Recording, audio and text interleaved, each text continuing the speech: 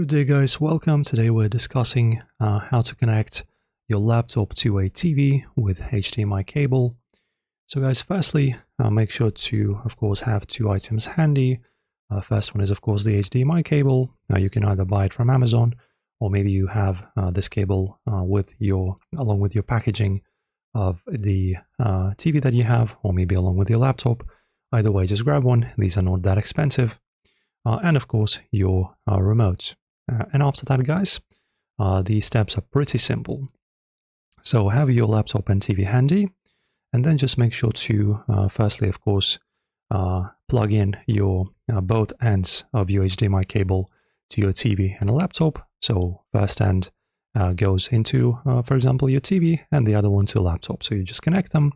And after that, guys, just make sure to understand where HDMI port is located on your laptop and your TV. It's pretty simple. It looks the same on your TV and on your laptop. This is going to be your port, as you can see. So you can locate them both, insert, and just connect both devices. After that, by using your remote, you need to find a switch of video mode on your TV. So for example, let us say we have the input button on the very top, as you can see in here on this remote. And you just click on it a few times. You will get a pop-up menu that will appear, and that will show you, for example, different input methods, different pretty much video modes, and you just choose HDMI.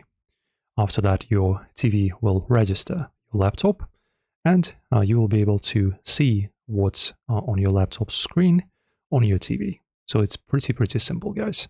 And you can do also this thing with your desktop computer if you wish. The process is literally identical. So that's pretty much how this is done, guys. Hopefully you enjoy. If this helped you out, don't forget to help us out as well.